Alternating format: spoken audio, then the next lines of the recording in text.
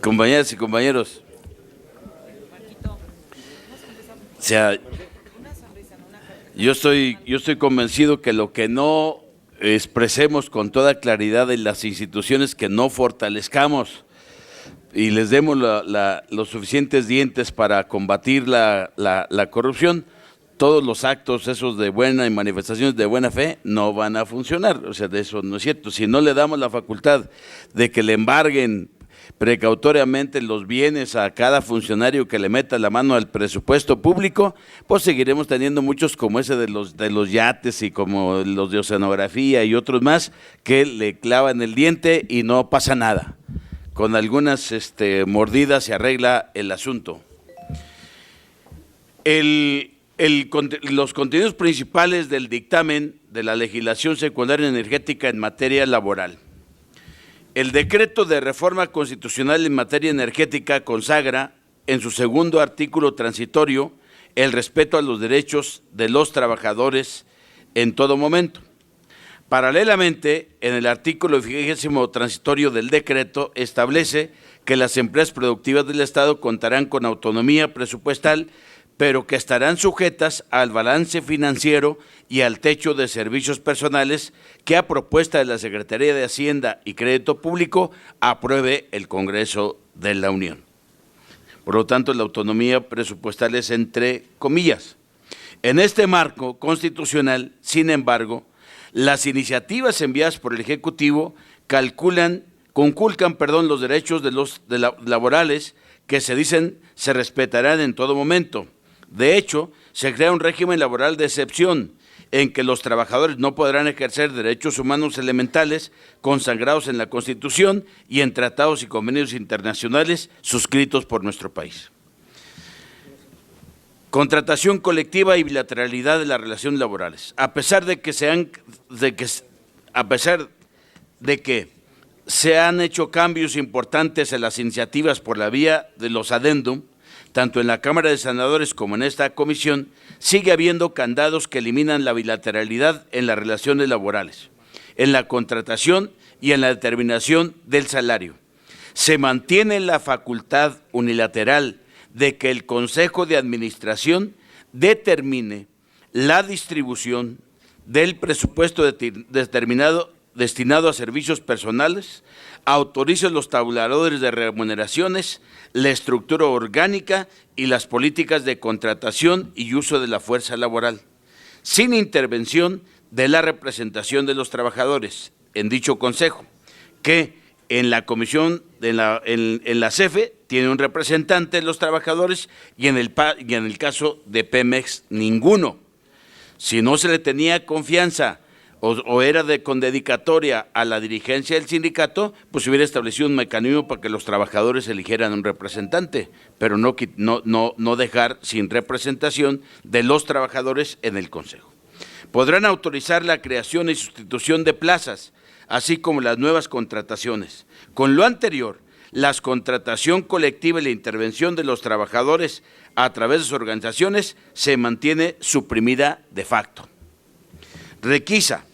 El derecho de huelga también es coartado por disposiciones administrativas, algo contrario a las normas internacionales. En el artículo 11, fracción 30 de la Ley de la Industria Eléctrica, se faculta a la Secretaría de Energía a proponer al titular del Ejecutivo la intervención o requisa de las instalaciones eléctricas. Una de las causales que prevé la ley es la huelga, en el artículo 146, manteniendo esta ocupación administrativa mientras subsistan las condiciones que la motivarán. La requisa anula este medio de defensa constitucional y legal de los trabajadores y anula mediante una disposición administrativa una huelga lícita.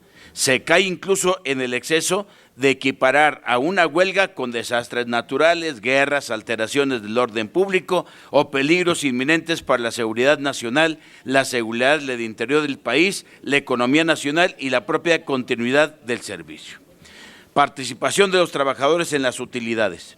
Con la entrada de inversionistas privados en el sector bajo principios de máxima utilidad, se requiere reproducir esquemas que han demostrado su inviabilidad en las últimas décadas. Al efecto, las iniciativas de ley de ingresos sobre hidrocarburos, en su artículo 67, hace esa excepción de modo absoluto. Especifica que las utilidades de los contratistas y asignatarios no se repartirán entre sus trabajadores. En compensación señala que se podrán otros bonos, compensaciones, incentivos, gratificaciones o comisiones otorgar a los trabajadores, pero no el reparto de utilidades. Debe recordarse que en Petróleos Mexicanos no existe el reparto de utilidades en virtud de que las utilidades que obtiene la paraestatal son propiedad de la nación. Esto estaba justificado cuando Pemex y sus organismos subsidiarios realizaban actividades consideradas estratégicas, por lo que se reviste de interés público y social, pues se dirigen a maximizar la renta petrolera y a contribuir al desarrollo nacional. No obstante este carácter, no obstante que este carácter ya no existe en la Constitución General, la renta petrolera se distribuirá entre particulares y el Estado.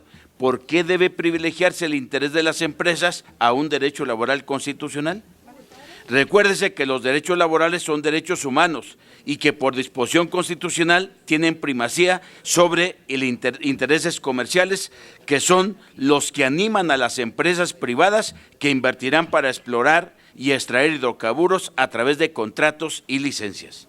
Se repite el error de considerar que el abaratamiento de la fuerza laboral atrae inversiones y que el despojo del derecho de los trabajadores es en beneficio de la nación. Por otra parte, el argumento que a menor reparto de utilidades, mayor captura de renta petrolera. Este es contradictorio. ¿Cómo pensar que se protege al máximo la renta petrolera si la minuta no tiene márgenes mínimos de recaudación, cálculos o escenarios de la recuperación de contribuciones y contraprestaciones, si privilegia la maximización de ganancias a costa de nuestros recursos naturales y si establece condiciones que favorecen a las empresas privadas y desmantela la empresa pública? Pasivo laboral. De acuerdo a la información más reciente disponible, se estima un pasivo laboral de Pemex que alcanza 1.347.000 millones de pesos, a favor de 120.431 trabajadores en activo y 88.807 pensionados. Hay 1.3 trabajadores activos por cada jubilado. Los activos tenían un promedio de años de servicio de 17.6 frente a un promedio de años en que los jubilados han recibido su pensión de 21.6 años. Los beneficios son mayores que los de los trabajadores afiliados al IMSS o al ISSSTE. Las pensiones promedio pagadas en Pemex en 2010 eran de 16.600 pesos anuales, 3.7 veces mayores que la ISSSTE y 6.2 veces mayores que las del IMSS. Le pediría, diputado, si pudiera concluir. Ya estoy terminando, presidente. El sistema de pensiones se establece en el contrato colectivo de trabajo entre Pemex y el Sindicato de Trabajadores Petroleros de la República Mexicana, así como en el reglamento de trabajadores trabajadores del personal de confianza, y el Congreso no tiene facultades para legislar en esta materia.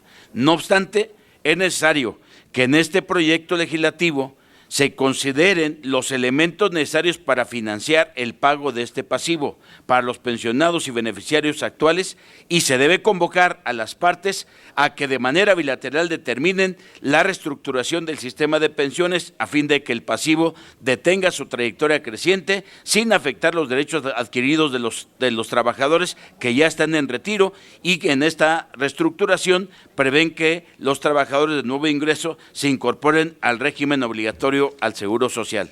Finalmente, compañeras y compañeros, modificaciones en el adendum del Senado. En el artículo 74 de la iniciativa de Ley de Petróleos Mexicanos y 76 de la Ley de la Comisión Federal de Electricidad se establecía que se contratará mediante convocatoria en la página de Internet a criterio de la empresa bajo el criterio subjetivo de mejor eficiencia operativa. Eso fue corregido en el adendum del Senado para que solo se aplique al personal no sindicalizado. Prevalece, sin embargo, el problema de que la mayoría de los cuadros técnicos y profesionales no son contemplados en la contratación colectiva y de que mediante la subcontratación se han evadido responsabilidades en ese sentido por parte de la empresa. En la Ley de Petróleos Mexicanos, artículo Diputado, 43. le suplicaríamos concluyera. Y en su la Ley de la intervención. Comisión Federal de Electricidad, artículo 42, ya terminó, presidente, se establece que la política de contratación, evaluación del desempeño y remuneraciones se haga conforme al contrato colectivo de trabajo. En el 9º transitorio de la Ley de Petróleos Mexicanos, que la modificación de la naturaleza jurídica de Pemex no deberá afectar derechos de los trabajadores ni de los jubilados y pensionados, lo mismo se establece para la CFE en el 10º transitorio respectivo, y que las políticas de capacitación sean con participación sindical, 17º transitorio de la ley de Pemex y 20º de transitorio de la ley de CFE. En el adendum de la Comisión de Energía, en el artículo 104, fracción 2, que la ley de Pemex y 106, fracción 2 de la ley de CFE, se faculta al Consejo de Administración de dichas empresas autorizar, con base en la propuesta que realice el Comité de Recursos Humanos y Remuneraciones, los tabuladores de remuneraciones y las políticas de recursos humanos de la empresa y de sus empresas productivas subsidiarias. Esto contradice, compañeras y compañeros, los artículos 43 de la Ley de Pemex y 42 de la Ley de CFE, en que la propuesta de contratación, evaluación del desempeño y de remuneraciones presentadas por el comité deben cumplir con lo dispuesto en la legislación y el contrato colectivo de trabajo vigentes aplicables. Debiera precisarse esta situación.